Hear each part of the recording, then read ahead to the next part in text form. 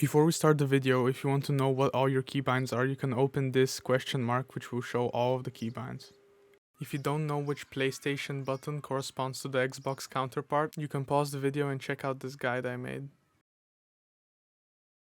Welcome everyone to the Freestyle Football tutorial. This is a tutorial for console and PC, where we're gonna show you the keybinds, the basics, and then I'll give you some tips and tricks. So we're gonna start off with the dribbling, which is fairly simple. To dribble, you're gonna use your M2 or R1, which is gonna kick the ball forward. And then you can also use your L1 or M1, which is also gonna kick the ball forward, but it has an addition. If you charge it up a bit more, you're gonna have a chip, which is really good for mixing up your defender or simply avoiding tackles. The other keybinds for dribbling are your side dribbles, which are respectively C or R2 for your right one, and Z and L2 for your left one. You can make simple combinations with this, like M1 plus side dribble, M1 plus side dribble. And I also tell you something, if you dribble straight like this, it's gonna be an easy tackle for your defender. So I'm gonna tell you to just go straight and then change directions like this. And there's also an extra keybind, which is gonna be combining your M2 and M1 or R1 and L1 together, and then moving in one direction, for example back. Now, it is very useful, but it's also very situational. Another feature in the game is physical. If you use R or up on the D-pad when you have possession and someone's near you, you make them trip and slow down. You can also use physical when you don't have possession to slow down your opponent. We're gonna move on to the passing. Passing is, in my opinion, a really difficult part of the game. Not because of the keybinds, but because it takes a lot of practice to get good at. So you can pass with your R1, which is also the one you use to dribble. But if you charge it a lot, you will get a power shot, and that's really good for passing. Other than that, you can do it with your side dribbles too, so max charge it and you'll get a pass. You can also use your M1, but I don't really recommend it, because it's gonna mix up the receiver, because it can either be low or high, so just stay away from it. So with M1 there are also curves, which you do by moving in one way. To curve you need to hold the curve button and then max charge M1 or L1, and then you just aim and it goes to your friend. So as I was saying, if you charge it and look to the ground, it's gonna do a low driven curve, which is really good to avoid lines of defense and simply for switching up play from a wing to another. Then you can also look all the way up, and it's gonna have a very different trajectory, as you can see. This one is really good for going from defense to attack. That's pretty much it for the passing, but let's move on to finishing. Okay, so shooting is very similar to passing, as you use the same keybinds. So first off there is the power shot, which is the best shot, because it's very fast, so the goalkeeper cannot really react to it. Another shot is the bare M1, which is probably the worst shot in my opinion. With M1, although a really good shot you can do is the topspin, which you hold your ass keybind and then shoot, which is gonna do a bouncing shot, which is gonna mix up the goalkeeper. Now, with the topspin you can do two different shots, and one is looking up and is gonna chip the goalkeeper. With M1 or L1 you can add the curves as I've shown you and shoot with those. So that's it for shooting, let's move on to defending. Okay, so to defend you're gonna use your M1 or your M2. My friend Robak is gonna dribble onto me and I'm gonna show you how to defend. Okay, go on Robak. You're gonna walk back and get his timing. When you see he's doing something stupid like this, you go forward and press M1, and then you just go and retrieve the ball. So another way to defend is the sliding tackle. Basically, you're gonna press your E or triangle if you're on console, gonna run in and slide tackle. That's gonna send him flying and it's gonna stun him, and you're gonna have time to retrieve the ball and build a play from there. And that's pretty much it for defending. Alright, so now we will talk about aerial play. Being bicycle kicks, headers and side kicks. We're gonna start on the bicycle kicks.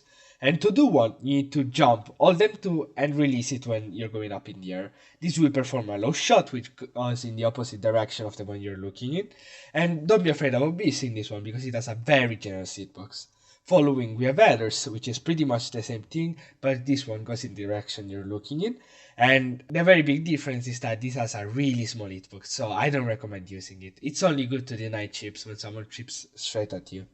And the final one is the sidekick, which has a massive hitbox. And to perform one of these, you need to jump, like you just saw, hold your side dribble, and then release it midair.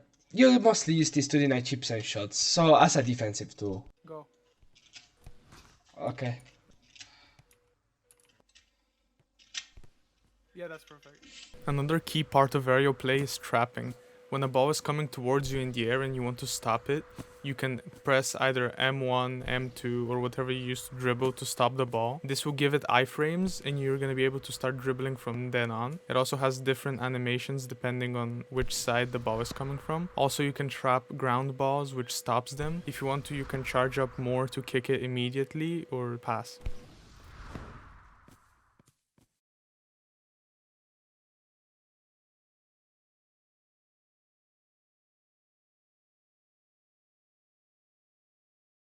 Okay, so now we'll showcase goal kicks, which pretty much it happens when a striker misses the shot and sends it out of bounds.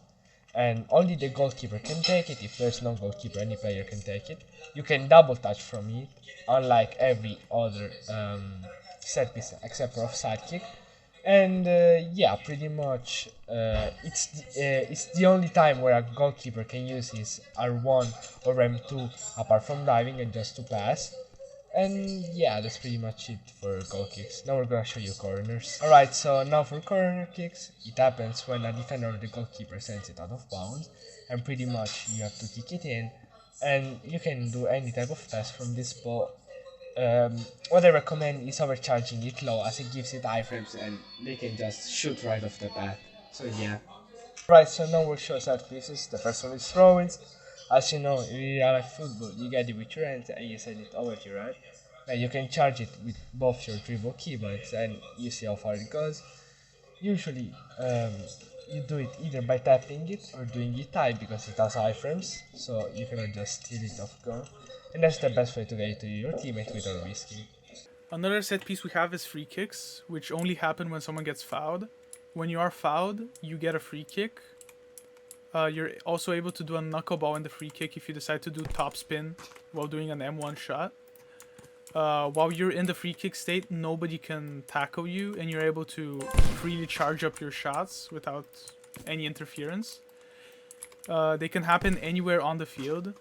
You have to keep in mind that you can't score from anywhere. So if you get a free kick from here, it's going to be a better option to just pass to a teammate. Okay, so now we're going to showcase offside kicks.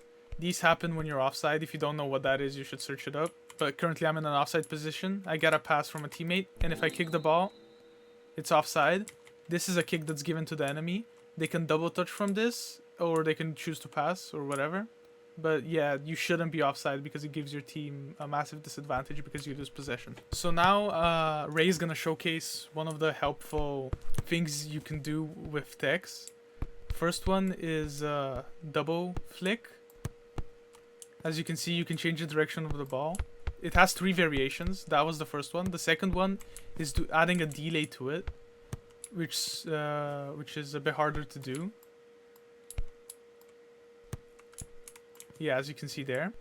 Then the third one is kicking it up, which could be used as a passing play or whatever you want it to be. It's not that hard to learn. I even can do it.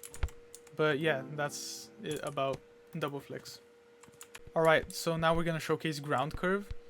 It's used when you use M2 and after you shoot, you turn to the right or left and it curves the ball slightly.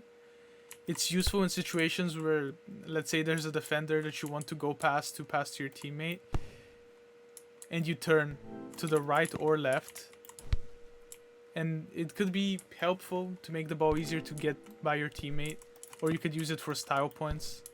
Honestly, it's up to you. I'm going to showcase goalkeeping in FSF. The binds for diving are pretty simple. You go into the direction you want to dive in and you press R1 or M2. As you can see, if you're going to the right, you dive right. If you're going to the left, you dive left. If you want to do a jumping dive, you have to jump and go into the direction. So like this. Also, there's 2 other dives. If you're running forward, you can do a rush. Or if you're standing still and you jump, you do a high one. Also, you can use the forward one to rush someone if they're in the box. We're gonna showcase this here. If he's running towards the box, I can rush him and pick up the ball like that. It's only good if someone's going close, because then if they're so close, they can just score an easy goal like this. Yeah, and it's way harder to react to that. So now I'm gonna showcase how to do some saves. So Ray is gonna shoot. You have to look at where your opponent is looking. And if you, like right now, I saw him looking to the right post. So I get ready to dive to the left. And I saw he was looking a bit up, so I get ready to do a jumping dive.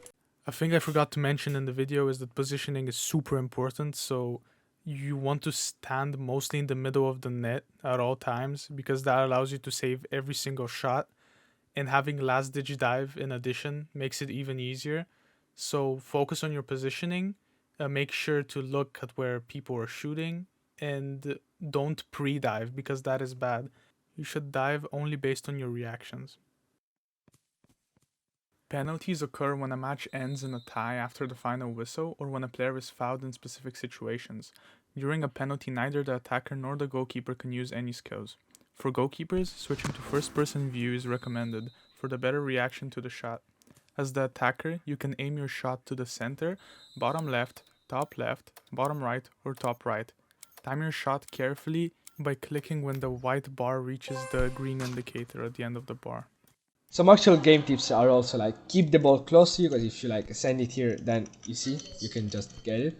Don't spam dribble, because then like, yeah, look at this. And yeah. And also something I see many people do is like when they dribble, like they try to not make their defender, but that won't work. For example, a defender is area, I dribble this way. Like don't just try to not make, it's not gonna work. You're gonna get your ball stolen. And yeah, that's not very nice when it happens, so yeah. That's pretty much all the tips I could give you. Alright, so some tips I can give you is experiment with skills, experiment with positions, find what dribbling style and play style fit you the most. Please just know when and how to pass. Don't have anxiety, because it's just a game. And like I see a lot of people like just being anxious for no reason at all. It's just a game. Have fun mostly, and yeah, that's the best tips I can give you, honestly.